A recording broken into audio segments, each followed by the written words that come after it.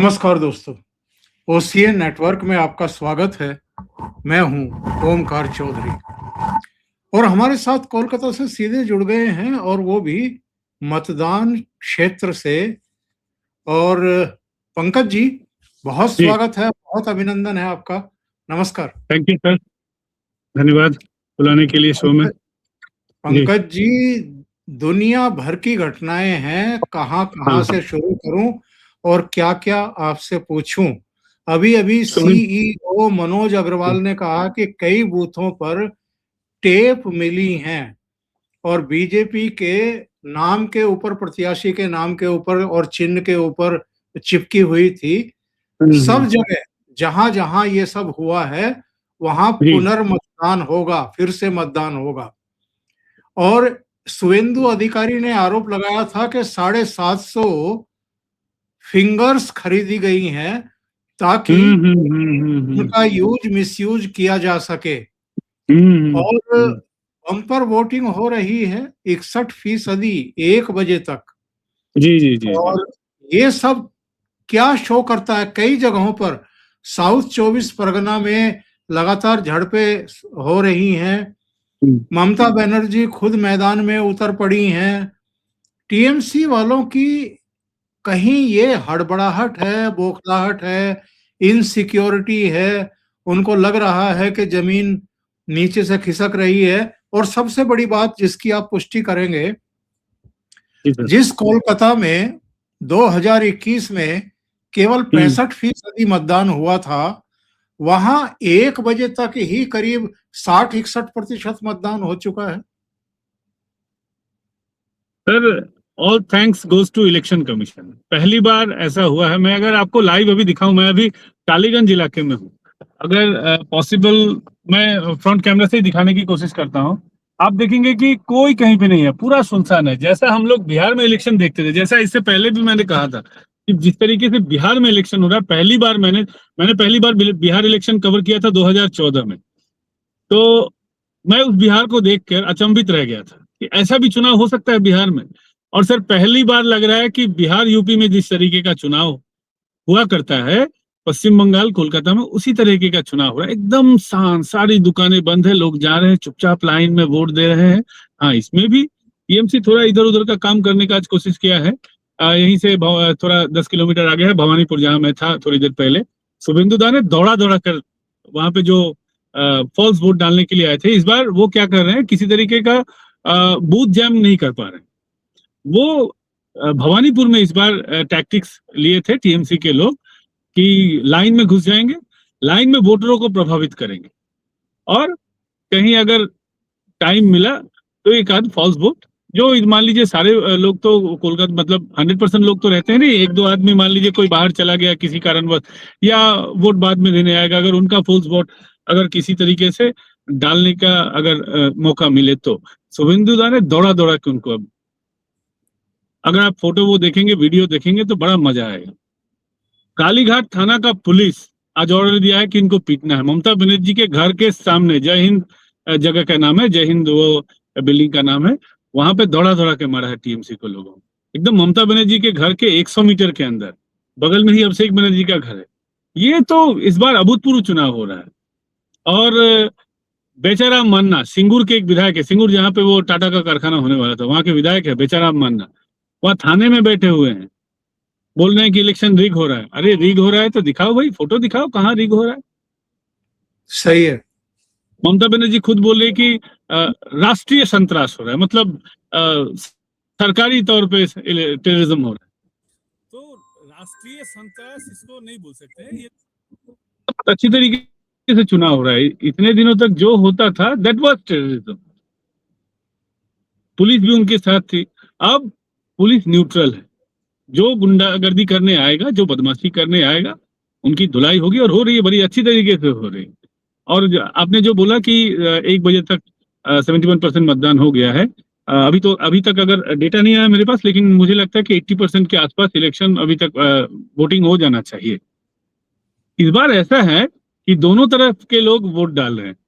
जिस तरीके से, जैसे जो लोग परिवर्तन चाहते हैं कि बदलाव हो, वो लोग तो वोट दे ही रहे हैं, उनका वोट सबसे ज्यादा है। लेकिन जिनको डर है कि ममता बनर्जी चली जाएंगी तो मेरा कटमनी बंद हो जाएगा, सिंडिकेट बंद हो जाएगा, ठेका बंद हो जाएगा, वो भी वोट दे रहे हैं। इस बार मामला कुछ इस तरीके का है, लेकिन लोगों का जो मिजाज है, जो फॉल्स वोटर है या ममता बनर्जी के पक्ष के लोग, उनको अगर छोड़ दे तो लोगों का जो मिजाज है वो पूरा एकदम परिवर्तन के तरफ है, जिसके वजह से आप देखिएगा कि ममता बनर्जी के विधायक इस बार थाने में जाके धरना दे रहे हैं।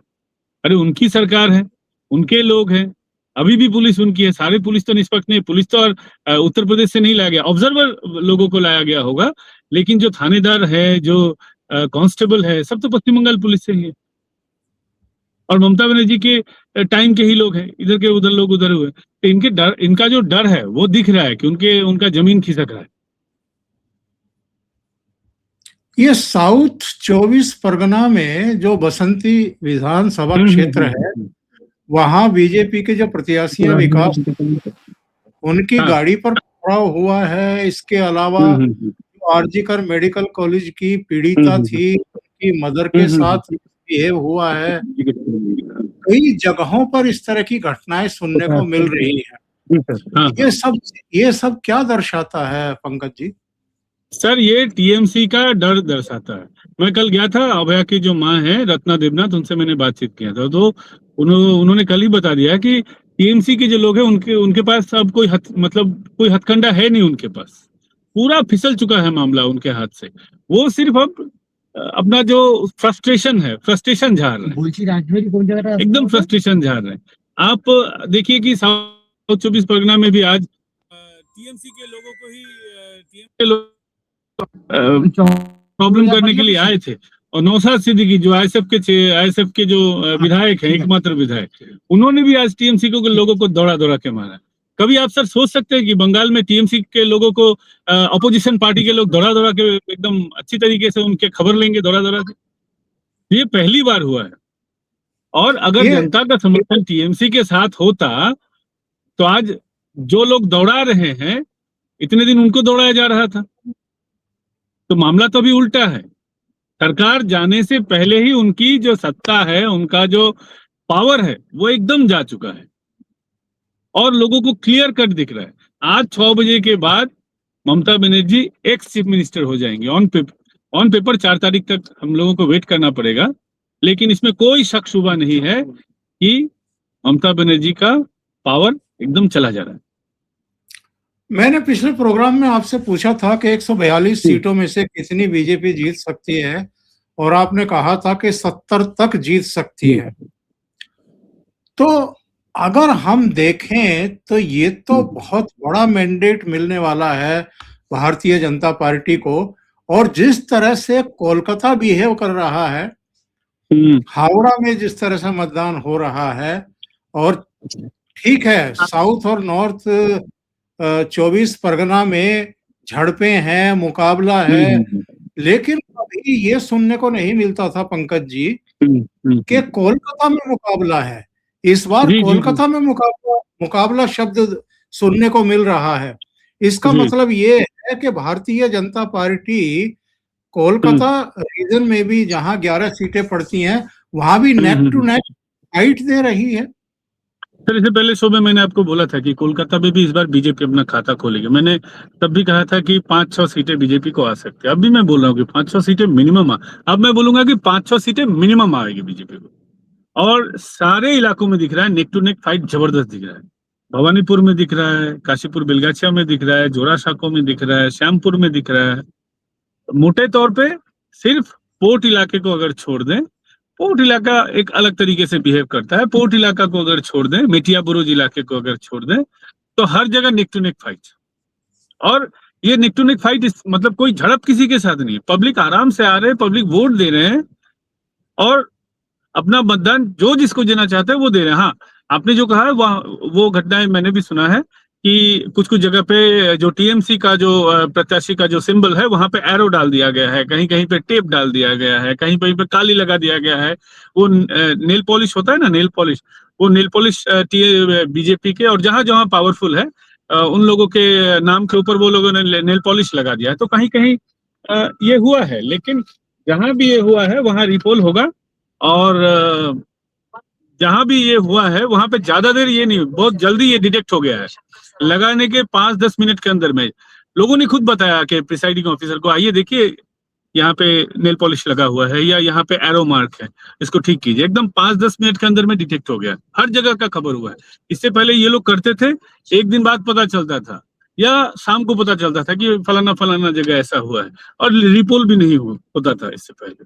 अब जो है कि रिपोल भी होगा, डिटेक्ट भी सही समय पर हो रहा है, जो लोग बदमाशी कर रहे हैं उनके साथ बड़े अच्छे तरीके से उनका खबर लिया जा रहा है। तो ये बदलाव है इस बार। अच्छा, आप भवानीपुर क्षेत्र में थे और एक घटना का आप जिक्र कर रहे थे, थोड़ा-सा डिटेल बताइए कि हुआ क्या था? और शुभेंदु ने दौड़ाया टीएमसी वर्कर को, उधर ममता बनर्जी भी आज भवानीपुर क्षेत्र में निकली हुई थी। ये भी इससे भी पता चलता है कि काफी घबराहट है उस खेल में। घबराहट तो सर जबरदस्त तरीके से। शुभेंदु अधिकारी, मैं पहले भी इस बात को दूसरे मतलब सारे चैनलों पे बोला हूँ कि जो इलेक्शन पॉलिटिक्स है उसके माहिर आदमी है शुभेंदु अधिकारी। वो जानते हैं कि टीएमसी किस तरीके से बिहेव करते हैं, टीएमसी किस तरीके से मैनिपुलेट करते हैं। आज तो भवानीपुर में हर जगह पे दिख रहा है कि बहुत फेयरली इलेक्शन हो रहा है, कहीं कुछ नहीं हो रहा है, लेकिन उनके पास खबर था कि ये जो ममता बनर्जी का इलाका है, जिसको पटुआपाड़ा बोलते हैं यहाँ, वो पटुआपाड़ा इलाके में कुछ लोग जो है भीड़ में वो शामिल हो गए और लोगों को प्रभावित कर रहे हैं। आपको बाहर से दिखेगा ही ना, आपको लगेगा कि सब शांतिपूर्ण है, लोग आराम से वोट में लगे हैं, लेकिन स्लो वोटिंग हो रहा था वहां। तो उनको खबर आया कि कुछ ना कुछ गड़बड़ है वहां, तो चलते हैं।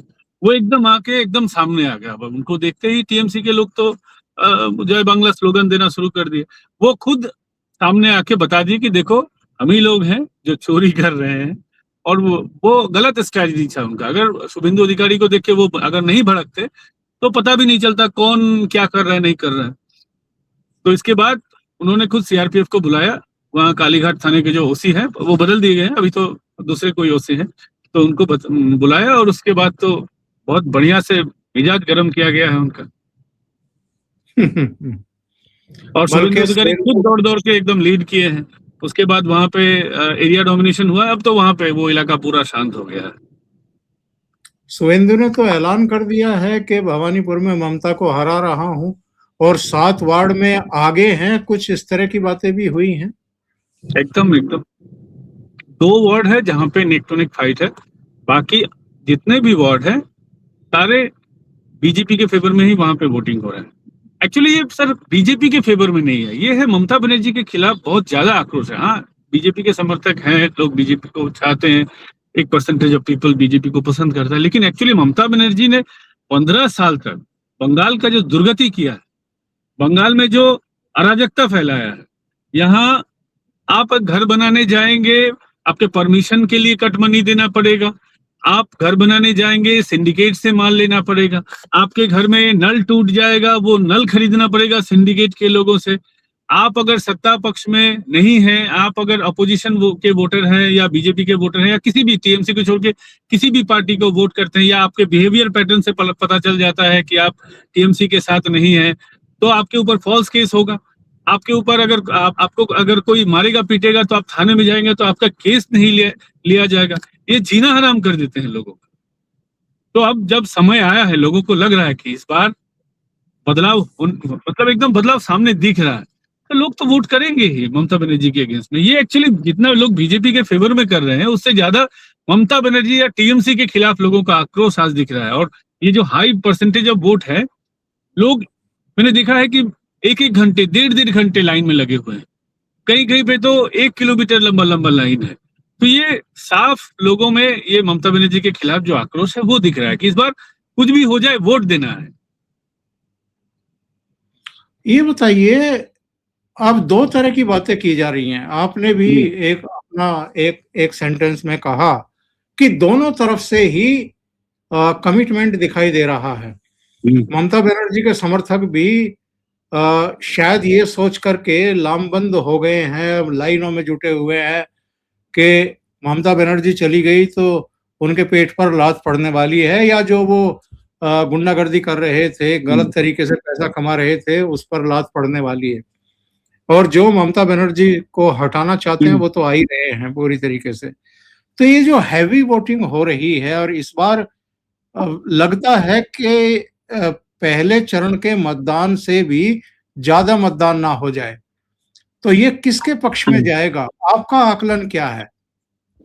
एकदम ये ममता बनर्जी के अगेंस्ट में जाएगा और बीजेपी के पक्ष में जाएगा। ये तो क्लियर कट दिख रहा है। यहाँ आप अगर लोगों से बात करेंगे तो उनका मिजाज पता चल जाएगा कि मिजाज इस बार किस तरफ है। मिजाज एकदम ममता बनर्जी के खिलाफ है। हाँ, 2-4 इलाकों में, जैसे ममता बनर्जी के घर का जो इलाका है वो एक कॉलोनी इलाका है, वहाँ एक अलग सेंटिमेंट है। ये सही है कि वहाँ पे कुछ ना कुछ ममता बनर्जी का वोट तो रहेगा। चुनाव में तो ऐसा नहीं होता है कि सत्ता पर मतलब किसी भी पक्ष को कुछ भी वोट नहीं मिले। जो किसी को नहीं पसंद करते हैं वो भी नोटा में वोट डालते हैं, वो भी तो किसी अपना मत जाहिर करते हैं। ममता बनर्जी के पक्ष में तो मत है, सही है, लेकिन ज्यादातर जो लोग हैं वो ममता बनर्जी के खिलाफ में है। बिल्कुल सही है। अभिषेक बनर्जी का एक बयान में देख रहा था जिसमें वो कह रहे हैं कि भवानीपुर जो है वो क्लियर जीतेंगे हम लोग और भारतीय जनता पार्टी की सीटें 50 से भी कम रहने वाली हैं पूरे पश्चिम बंगाल में। ये एकदम मतलब ये एज ए पॉलिटिशियन वो बोलेंगी, ये सही मतलब बोल सकती है, लेकिन इसमें थोड़ी सी भी सच्चाई नहीं है। इम्पॉसिबल है। 2021 में जब आईपैक ममता बनर्जी के साथ था, जब पुलिस ममता बनर्जी के साथ थी, तो उस समय भी 77 सीटें आई थी बीजेपी को, और उस समय भी बहुत सारे सीटें ऐसे थे जो मान लीजिए 600, 1000, 2000, 2500, जहाँ पे काउंटिंग सही से नहीं हुआ, जहाँ पे इस तरीके से फॉल्स वोटिंग हुआ था, फॉल्स मतलब काउंटिंग में भी लोगों को भगा दिया गया था। लेकिन इस बार तो एकदम, अभी मेरा गाड़ी चेक हो रहा है, यहाँ पे हर जगह नाका चेक हो रहा है, मैं आपको दिखाऊंगा। पुलिस एकदम मुस्तैदी के साथ चुनाव में अभी काम कर रही है, तो पुलिस भी अभी काम कर रही है, और यहाँ पे जो इलेक्शन कमीशन है वो भी सही से काम कर रही है, और बीजेपी भी इस बार तैयार है। तो पूरा जो फोर्स है वो ममता बनर्जी के अगेंस्ट में है, तो ये हो ही नहीं सकता है कि मतलब 50 सीटें, ऐसा नहीं। मुझे नहीं लगता है कि बीजेपी 160 से नीचे जाएगा। 170 इसके ऊपर कितना जाएगा ये मैं आकलन नहीं कर सकता, क्योंकि जनता का मिजाज। लैपटॉप तो खुले दिन तो 160-70 की तो नीचे बीजेपी नहीं जाने वाली है, ये मैं गारंटी के साथ कह सकता हूँ। ऊपर कितना जाएगी ये मैं आकलन नहीं कह सकता। वैसे अमित शाह जी ने 170 प्लस का आंकड़ा दिया है, और शुभेंदु अधिकारी ने 177 का एक नंबर दिया है, लेकिन ये नेताओं की बात हो गई। 50 ममता बनर्जी जैसी कर रही है, शुभेंदु अधिकारी 177 बोल रहे हैं, लेकिन ये कहाँ तक जाएगा वो कहना सर मुश्किल है। लेकिन बीजेपी 160 से तो नीचे नहीं जाएगी। 170 के ऊपर भी जाए तो इसमें कोई आश्चर्य नहीं है। अभिषेक का कहना ये है कि 2021 के चुनाव में अमित शाह ने कहा था कि भाजपा 200 से ज्यादा सीटें जीतेगी, लेकिन टीएमसी ने 200 सीटों का आंकड़ा पार कर लिया। उन्होंने कहा कि 30 लोकसभा सीटें जीतने का दावा किया था 2024 में, लेकिन टीएमसी ने 29 सीटें जीत ली। इस बार वो कह रहे हैं कि 177 सीटें जीतेंगे, लेकिन उनका ट्रैक रिकॉर्ड देखते हुए लगता है कि 50 से भी कम सीटें जीतेंगे। सर ऐसा है कि 2024 की जो बात है मुझे क्लियर कट याद है, अमित शाह जी ने नहीं कहा था कि अभी भी कि मुझे इतनी सीटें आएंगी। वो हर रैली में बोलते थे कि 35 सीटें आप ला दीजिए, आएंगी। उन्होंने कभी नहीं कहा था कंफर्मेशन के साथ।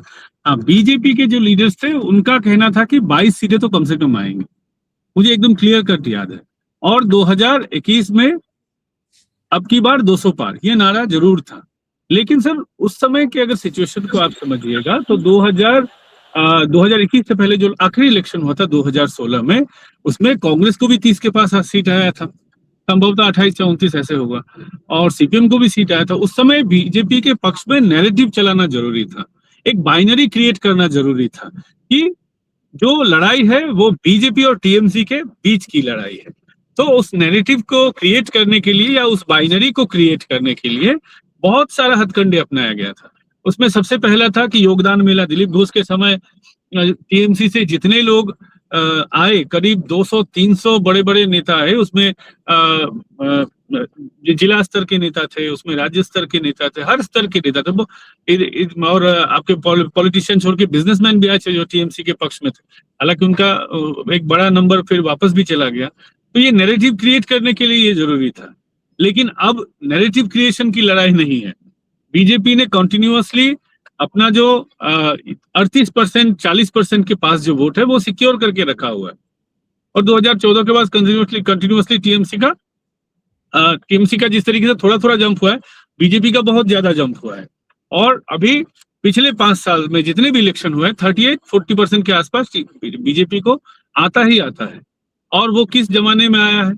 जब पुलिस ममता बनर्जी के पक्ष में थी। मैं बार बार इस चीज को दोहरा रहा हूं कि पुलिस ममता बनर्जी के पक्ष में इतने दिनों तक थी।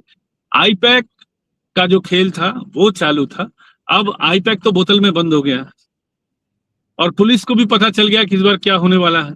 अब पुलिस भी पलटी मार चुका है, इसीलिए अब ममता बनर्जी कुछ भी बोले, अगर इतना अभिषेक बनर्जी अगर कॉन्फिडेंट है तो क्यों बोल रहे हैं कि 4 तारीख के बाद हम लोग डीजे बजाएंगे? अगर डीजे बजाएंगे का मतलब है हम मारेंगे पीटेंगे। कोई भी अगर सरकार हो या विरोधी पक्ष हो, मारेंगे पीटेंगे अगर बोलेगा तो उनका वोट तो बढ़ेगा नहीं, इससे वोट कमेगा। और यहाँ मारने पीटने से कोई डरता नहीं है। मारने पीटने का कल्चर बहुत पुराना है, पॉलिटिकल हंगामे का जो कल्चर है। तो मारने पीटने, मारेंगे पीटेंगे बोलने से भी कोई भागेगा नहीं। जब हार जाएंगे तो भाग जाएंगे, वो बात अलग है, लेकिन जब तक इलेक्शन डिक्लेयर नहीं, मतलब जब तक रिजल्ट सामने नहीं आएगा तब तक कोई नहीं भागेगा। मार खाएगा फिर भी वहीं पे खड़ा रहेगा। तो वो उनका पूरा हताशा अब दिख रहा है, उनको पता चल गया है, और लोगों का मिजाज सबको यहाँ पे वेस्ट बंगाल में पता चल गया है कि क्या होने वाला है। Pankaj ji, just matter of time sir. सही है। ये इंडियन सेकुलर फ्रंट, ये फुरफुरा शरीफ वाले इतने मजबूत हो गए क्या? पिछली बार तो शायद वो भांगर वाली सीट एकमात्र जीत पाए थे ये लोग, लेकिन इस बार तो जगह जगह टीएमसी वालों के साथ इनकी झड़पें हो रही हैं। सर मैंने इक्वेशन आपको पहले ही बताया है कि जहां पे हिंदू 40% एंड अबव है, या हिंदू किसी भी सीट को जिताने के हालत में है, वहां पे ये टीएमसी के साथ रहेंगे मुसलमान कम्युनिटी। लेकिन जहां पे टीएमसी हिंदू कम है या हिंदू जिताने के हालत में नहीं है, जहां पे पूरा लड़ाई मुसलमानों का ही इंटरनल मामला है, वहां पे ये काफिर ममता बनर्जी के सपोर्ट में नहीं है, शिर्क करने वाली ममता बनर्जी के सपोर्ट में नहीं है, वहां पे मंदिर बनाने वाली ममता बनर्जी के खिलाफ वो है। हो सकता है कि ये मजार वाले हैं, लेकिन फिर भी मजार वाले थोड़ा ज्यादा मोमिन है। आंकड़ा आ गया है, बंगाल में 3 बजे तक करीब 79% मतदान हुआ है। जो आप कह रहे थे कि 80% के आसपास होगा, तो वो आंकड़ा आ गया है। हाँ, तो इसका मतलब हैवी वोटिंग हो रहा है, और ये उसके आसपास तक। मेरे पास आंकड़ा नहीं था, मैंने लोगों का जो भीड़ देखा, जो जमावड़ा देखा, जिस तरीके से वोटिंग हो रही है, उस हिसाब से मैंने एक अंदाजन आपको बताया था। ये बताइए, ये जो घटना हुई है आरजीकर मेडिकल कॉलेज की छात्रा की माताजी के साथ जिस तरीके से बदसलूकी हुई है आज, ऑलरेडी इस घटना को लेकर के एक सेंटिमेंट्स हैं, लोग हर्ट हैं। जिस तरीके का बिहेव रहा है उस बेटी के लिए भी और उनके परिवार के प्रति भी ममता बनर्जी और टीएमसी का और शासन प्रशासन का, उसको लेकर के लोगों में रोष है। इस तरह की वाहियात घटनाएं क्या दर्शाती हैं, और इसका कितना इम्पैक्ट पड़ सकता है, कितना इनको नुकसान हो सकता है? क्योंकि आजकल सोशल मीडिया का जमाना है, बहुत तेज गति से सूचनाएं लोगों तक पहुंच जाती हैं कि कहाँ क्या हुआ है। जी सर, इसमें नुकसान जो है वो टीएमसी को ज्यादा होगा, इसके साथ सीपीएम को भी इसमें नुकसान होगा। सीपीएम ने एक बहुत गंदा गाना बनाया है रत्ना देवनाथ को लेकर, कि उन्होंने अपनी बेटी के साथ बिजनेस किया, बेटी के नाम को यूज करके उन्होंने गाना बनाया। और ये इलेक्शन कैंपेन था, जहां जहां रत्ना देवनाथ जाती थी प्रचार के लिए, सीपीएम की तरफ से वो गाना बजाया जाता था। और इसका नुकसान सीपीएम को भी होगा, क्योंकि आरजीकर का जो मूवमेंट उसके पीछे कहीं ना कहीं सीपीएम का इन्वॉल्वमेंट था। वो शास्त्रो भवन के सामने जो जमायत हुआ था, जहाँ पे लोग मतलब रात को रुक के ठहर के वहां पे करीब 15 दिन से ज्यादा वहां पर एकदम घेराव करके रखे थे, और जो अनशन हुआ था वो भी left, that was funded by, completely funded by left. तो उनको जो भी फायदा होना था एकदम लास्ट में आके वो पूरा गुड़गोबर कर दिए हैं। जिस तरीके से पर्सनल अटैक किए हैं रत्ना देवनाथ को, कलौतान मुखर्जी वहां के जो सीपीएम के जो प्रत्याशी है, उन्होंने जिस तरीके से डायरेक्ट पर्सनल अटैक किया है, वो सीपीएम को इसका भारी नुकसान हुआ।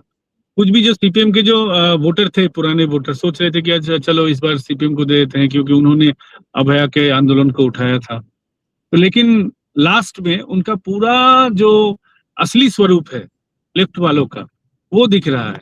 और टीएमसी भी उसी तरीके का कैंपेन कर रही है, टीएमसी भी डायरेक्ट अटैक कर रही है उसी तरीके से। यहाँ टीएमसी के छात्र और युवा संगठन के जो नेता है, फेसबुक पे जिस तरीके से अश्लील कमेंट कर रहे हैं रत्ना देवनाथ के बारे में, जिस तरीके से वो गलत मीम बना रहे हैं, एआई जनरेटेड वीडियो बना रहे हैं, इसका नुकसान तो पूरे बंगाल में टीएमसी को होगा। और रत्ना देवनाथ जब बीजेपी से खड़ी हुई है ना, तो इसका फायदा भी पूरे बंगाल में बीजेपी को होगा।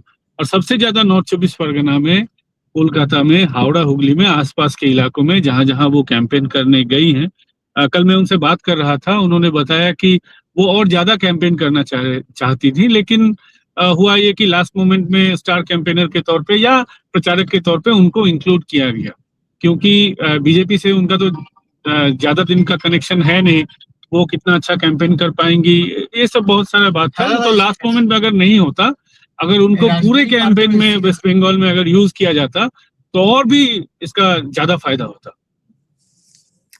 बहुत बहुत धन्यवाद पंकज विश्वास जी, आप जुड़े और इतना समय निकाला और ग्राउंड जीरो से पूरी अपडेट दी है हमारे दर्शकों को, तो आपका विशेष आभार। Thank you so much. और दर्शकों से निवेदन है कि उनका चैनल है पॉलिटिकल डेली, उसको भी आप सब्सक्राइब करें और सहयोग करें। Thank you so much. Thank you sir, नमस्कार।